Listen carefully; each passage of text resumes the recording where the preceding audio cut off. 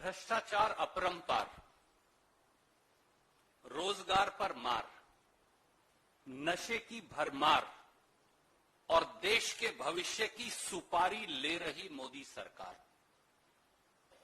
बहुत गंभीर, सनसनीखेज और चौंकाने वाले तथ्यों के साथ आज हम आपके बीच में हैं और कहीं ना कहीं मन भी आहत है।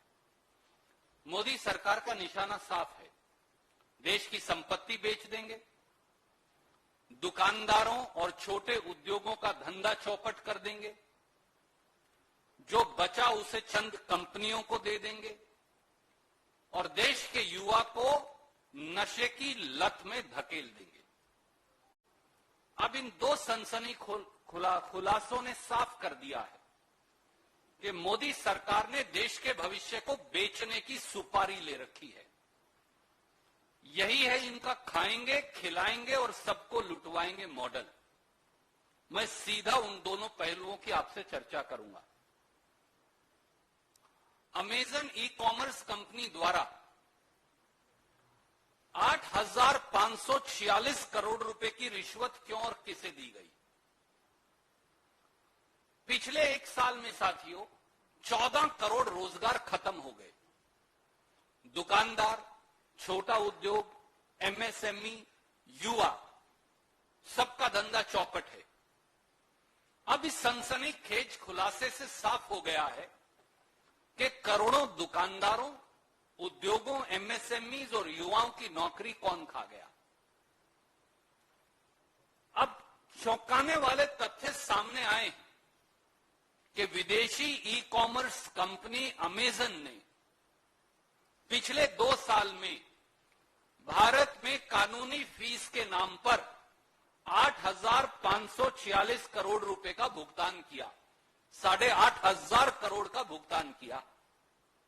देश के कानून मंत्रालय का बजट 1,100 करोड़ रुपया और अमेजन ई कॉमर्स कंपनी ने कानूनी फीस का भुगतान किया 8,546 करोड़ रुपया। अब ये सामने आ गया है कि ये पैसा तथाकथित तौर से रिश्वत के तौर पर दिया गया। सवाल सीधे हैं। पहला सवाल, अमेजन द्वारा 8,546 करोड़ रुपए की रिश्वत भारत में किस अधिकारी और किस सफेदपोश राजनेता को दी गई? दूसरा सवाल, क्या यह रिश्वत मोदी सरकार में कानून और नियम बदलने के लिए दी गई ताकि छोटे छोटे दुकानदारों का धंधा चौपट हो जाए और अमेजन जैसी ई कॉमर्स कंपनी का धंधा चल सके? तीसरा सवाल, अमेजन की 6 कंपनियों ने मिलकर 8,546 करोड़ का भुगतान किया। इन कंपनियों का परस्पर रिश्ता क्या है? इन कंपनियों का किस किस और कंपनी से व्यावसायिक रिश्ता है और यह पैसा निकालकर किसको व किस प्रकार से भुगतान किया गया? चौथा सवाल, अमेरिका और भारत दोनों में लॉबिंग और रिश्वतखोरी दोनों कानूनी अपराध हैं, इन पर प्रतिबंध है, हम ये जानते हैं। तो फिर मोदी सरकार की नाक के नीचे 8,546 करोड़ रुपए की तथाकथित रिश्वत कैसे दे दी गई?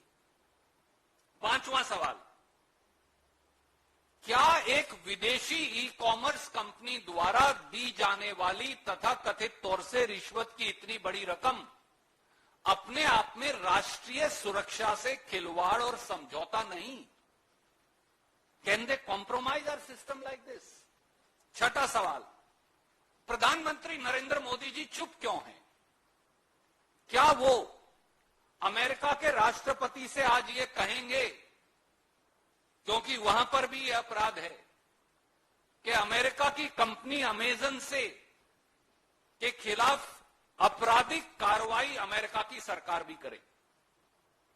और सातवां और आखिरी सवाल, क्या देश में इस सनसनीखेज और तथाकथित रिश्वत घोटाले की जांच सुप्रीम कोर्ट के सिटिंग जज से नहीं करवाई जानी चाहिए?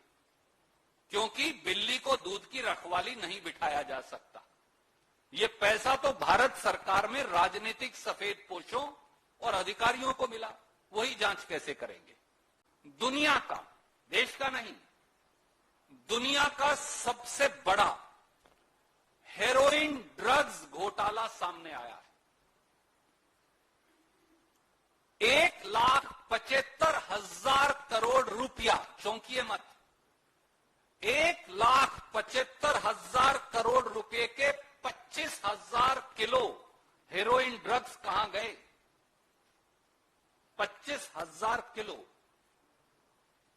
I am again repeating with a sense of responsibility. दोस्तों, हम सब ने देखा कि हाल में ही अडानी मुद्रा पोर्ट पर 3,000 किलो हेरोइन ड्रग्स, जिसकी कीमत 21,000 करोड़ रुपया आंकी गई, वो पकड़े गए। पर जो पकड़े नहीं गए वो क्या है? आज के समाचार पत्रों के मुताबिक अदानी मुद्रा पोर्ट गुजरात पर जून 2021 में भी इसी प्रकार 25 टन यानी 25,000 kilo heroin drugs semi cut telecom powder blocks के नाम से आए थे। वो भी आंध्र प्रदेश की उसी कंपनी के नाम से आए जिसने 3,000 किलो हेरोइन ड्रग्स भी अडानी मुद्रा पोर्ट से सेमी कट टेलीकॉम पाउडर के नाम से मंगाए थे। कंपनी भी वही है। इन 25,000 किलो हेरोइन ड्रग्स की कीमत 1,75,000 करोड़ रुपया है।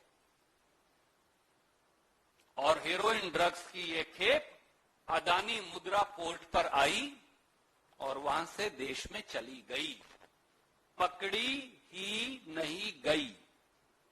आज ये 25,000 किलो हेरोइन ड्रग्स, जिसकी कीमत 1,75,000 करोड़ रुपया है, आज देश के युवाओं को नशे में नष्ट करने में लगी है।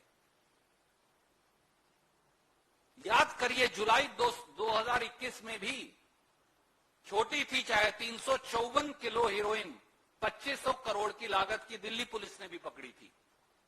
मई 2021 में भी दिल्ली पुलिस ने 125 किलो हेरोइन पकड़ी थी।